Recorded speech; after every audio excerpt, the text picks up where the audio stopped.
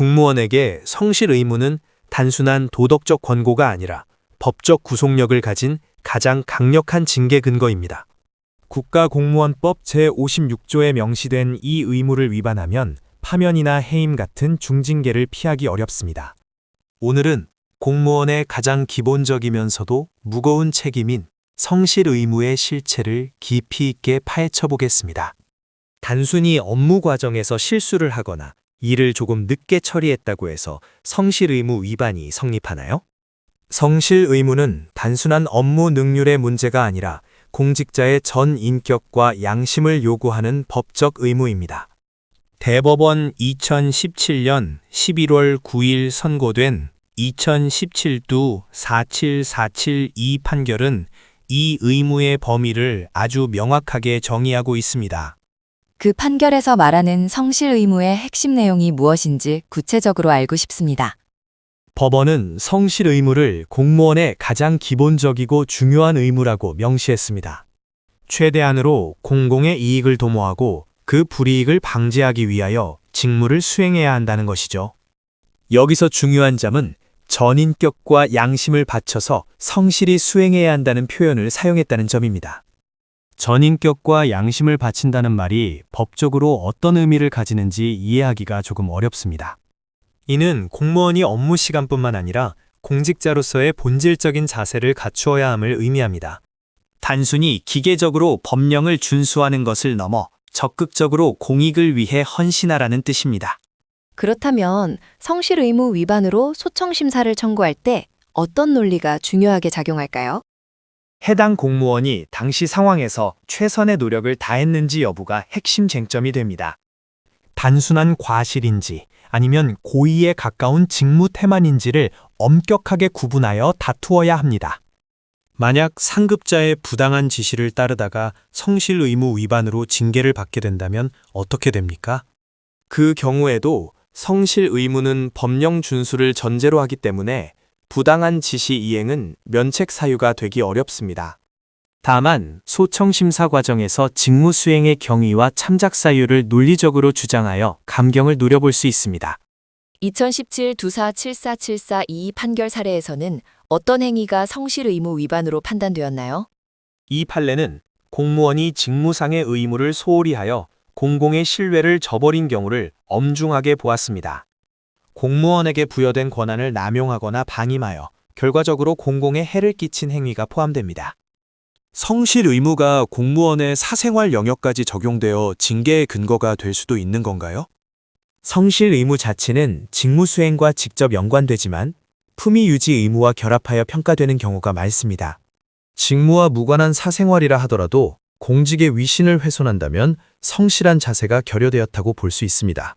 파면이나 해임 처분을 받은 경우에 성실 의무를 다했다는 점을 증명하는 것이 인용에 도움이 될까요? 매우 큰 도움이 됩니다. 과거의 포상 기록이나 헌신적인 업무 수행 실적을 증거로 제출해야 합니다. 일시적인 실수일 뿐 평소에는 전인격과 양심을 다해 근무했다는 점을 소청심사위원회에 강조해야 하죠. 징계 양정이 너무 과도하다고 판단될 때 감경을 받기 위한 구체적인 전략은 무엇입니까?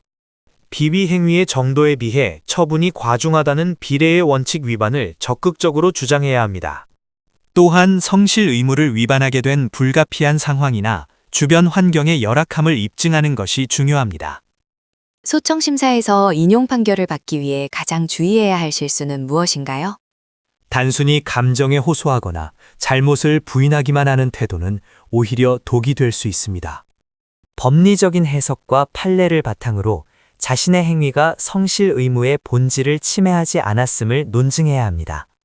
성실 의무는 결국 국가가 공무원에게 거는 기대치가 그만큼 높다는 뜻이겠군요. 맞습니다. 국가공무원법 제56조는 공무원이 국민 전체에 대한 봉사자임을 선언하는 규정입니다.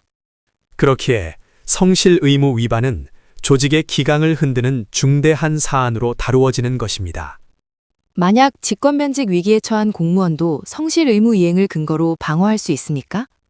직권면직은 신분 박탈의 효과가 있으므로 그 요건이 매우 엄격해야 합니다. 성실히 직무를 수행해온 이력이 있다면 면직 처분의 부당성을 입증하는 강력한 무기가 됩니다. 소청심사위원들은 성실 의무를 판단할 때 어떤 기준을 가장 우선시하나요?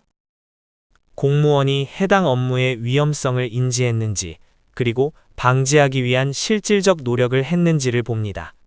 단순히 규정된 절차만 지켰다고 해서 성실 의무를 다했다고 보지 않는 경우도 많습니다. 결국 공무원 스스로가 자신의 직무에 대해 무한한 책임감을 가져야 한다는 결론이네요. 그렇습니다. 하지만 예기치 못한 상황으로 징계 위기에 처했다면 법적 권리를 포기해서는 안 됩니다. 징계 절차의 하자를 찾거나 징계 사유의 부당함을 치밀하게 분석하는 전문가의 도움이 필수적입니다. 오늘 대법원 판례를 통해 성실 의무의 무거움을 다시 한번 깨닫게 되었습니다. 법원은 성실 의무가 공직구조를 지탱하는 뿌리라고 보고 있습니다. 그 뿌리가 흔들렸다는 이유로 과도한 처벌을 받는다면 소청심사를 통해 반드시 바로잡아야 합니다. 많은 공무원들이 징계를 받으면 당황해서 제대로 대응하지 못하는 경우가 많은 것 같아요. 첫 단추를 잘 꿰어야 합니다. 징계 의결 요구 단계부터 소청심사까지 전략적인 접근이 필요합니다. 성실 의무에 내포된 의미를 정확히 파악하고 나에게 유리한 증거를 수집하는 것이 승패를 가릅니다.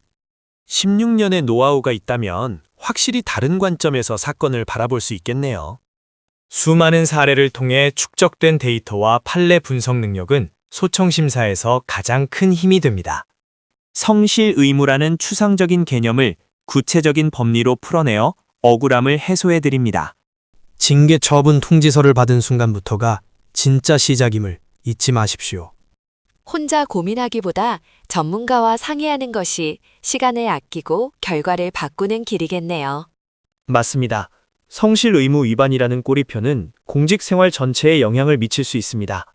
그렇기에 더욱 신중하고 정교하게 대응하여 자신의 명예를 지켜내야 합니다. 소청심사는 복잡하지만 해결 방법은 분명히 있습니다. 16년 노하우로 길을 찾아드릴 테니 누리행정사에게 문의하세요.